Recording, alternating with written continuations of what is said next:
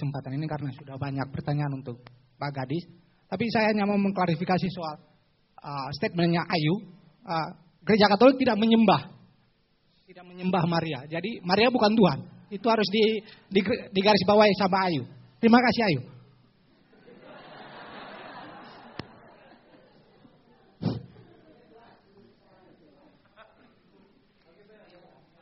Selesaikan Katolik di dalam, di luar, sesama Katolik.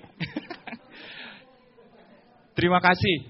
Nama saya Toyo. Terima kasih Mbak Gadis kuliahnya. Saya cuma ingin menanyakan soal konsepnya Simone de Beauvoir ini tentang konteks siapa manusia itu. Menurut saya baca beberapa pemikirannya Simone de Beauvoir ini tentang kayaknya Simone de Beauvoir kok juga terjebak juga pada tataran manusia itu perempuan dan laki-laki gitu.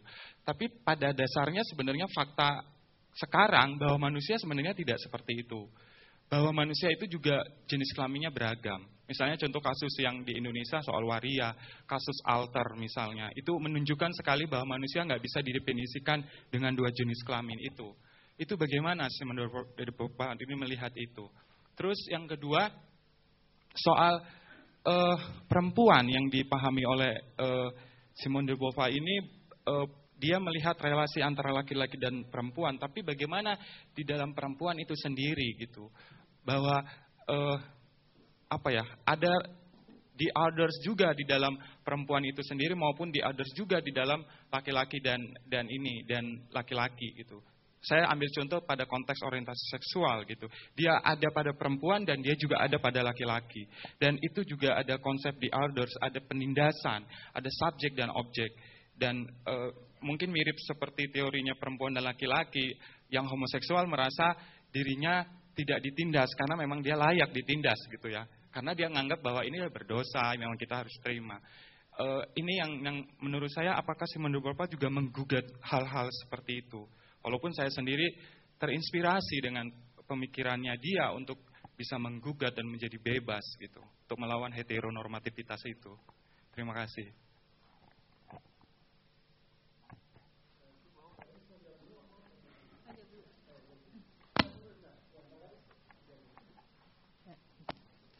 Ya, terima kasih pertanyaannya. Dari mitra yang menjadi manusia dan menjadi perempuan. Nah, itu perdebatannya yang antara Simone de Beauvoir dan Sartre ya. Ketika Sartre mengatakan bahwa menjadi ya bukan hanya Sartre tapi Descartes juga ya, hampir seluruh filsuf. Sampai dengan kemudian de Beauvoir yang mencoba memberikan konsep yang berbeda. Apa yang disebut menjadi manusia adalah manusia pengertiannya manusia laki-laki. Jadi bukan perempuan. Nah itu sebabnya dia di dalam bukunya The Second Sex dia sebetulnya udah je suis gêné, dia bilang saya sebetulnya sebel banget kalau harus bicara tentang perempuan. Dia bilang jadi di buku pengantarnya di Simone de Beauvoir di bagian introduction-nya itu dia udah mengatakan bahwa saya sebetulnya sebel harus ngomong tentang perempuan. Tapi masalahnya adalah para filsuf mengerti definisi manusia sebagai definisi laki-laki yang saya melihat itu tidak teraplikasi atau tidak demikian dengan perempuan. Perempuan ada kondisi-kondisinya tertentu yang membuat dia menjadi perempuan. Jadi itu sebabnya dia tidak selalu mengatakan manusia dilahirkan bebas. Perempuan tidak dilahirkan bebas. Perempuan dia harus mengemis kebebasannya karena sejarah manusia yang selalu menindas the other itu. Nah jadi memang perempuan menjadi perempuan dalam arti bahwa dia tergantung kepada masyarakat sekitarnya, terutama masyarakat laki-lakinya. Makasih Ayu soal koreksi Nabi tadi. Terus soal bahasa. Beauvoir enggak secara karena dia teorinya teori eksistensialis, dia nggak bicara tentang bahasa, tapi jelas Nussbaum dia mengambil beberapa konsep dari de Beauvoir. Ya. Nussbaum dia menggarisbawahi tentang the other dan menggarisbawahi juga tentang bahasa. Persoalannya adalah bukan persoalan bahasa. Itu merupakan bukan hanya persoalan kata-kata ya, bukan hanya persoalan simbol yang netral, tapi bahwa bahasa itu sangat masuk di dalam sistem berpikir kita, masuk di dalam logika kita yang bisa dipakai untuk menindas. Jadi bagi Nussbaum bahasa menjadi sangat penting. Memang Simone de Beauvoir tidak berbicara soal bahasa, ya. Tapi menurut saya apa yang di teori yang didasarkan oleh de Beauvoir menjadi penting bagi para filsuf kemudian. Kenapa other itu tidak dianggap logis gitu ya? Kenapa other itu tidak dianggap rasional? Karena begitu kita meng-otherkan orang lain, kelompok lain, memang kita memasukkan mereka dalam kotak yang non-rasional, dalam kotak yang non-logis. Dia menjadi sesuatu yang lain, yang tidak bisa kita definisikan. Karena kita tidak bisa mendefinisikannya, maka kita anggap dia layak untuk ditindas.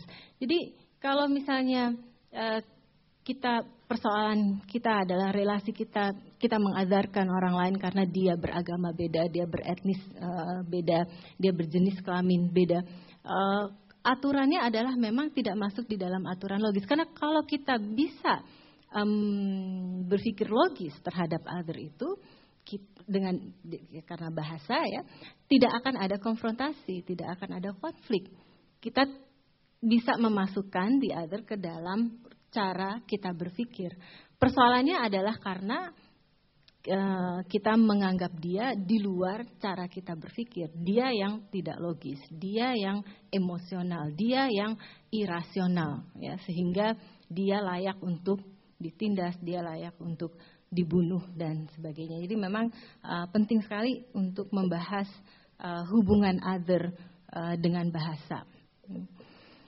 Kalau Nussbaum itu mungkin kali bisa ada kuliah Nussbaum tentang capabilities, menarik.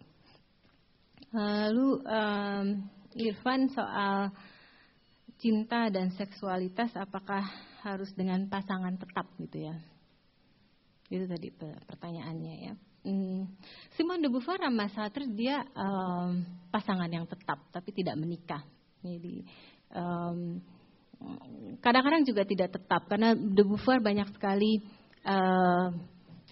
pacar-pacarnya ya, yang membuat Sartre sebetulnya sangat cemburu. Ya. Itu sebabnya waktu mereka pacaran tuh Sartre bilang, saya tidak percaya dengan perkawinan, dia bilang, karena perkawinan itu membelenggu. Itu perkawinan menurut saya tidak bisa direalisasikan karena di situ harus mempertahankan dua subjek. Padahal kita kalau dalam berelasi akan selalu mengobjekkan subjek. Nah itu waktu Simone de Beauvoir belum begitu terkenal. Begitu Simone de Beauvoir terkenal dan bukunya dijual 3 juta kopi. Dan begitu banyak laki-laki yang mendekati dia, saat itu terus kemudian mungkin saya kali mulai berpikir tentang berumah tangga. Dan mungkin kali ada baiknya kita berusaha, tapi si de Beauvoir kemudian 3 kali Sartre sebetulnya propose untuk menikah dan ditolak oleh de Beauvoir. Ya, dan masing-masing memang mempunyai hubungan dengan satu juga mempunyai banyak hubungan dengan perempuan lain. Demikian juga de Beauvoir, tapi mereka adalah pasangan yang selalu kembali lagi dan selalu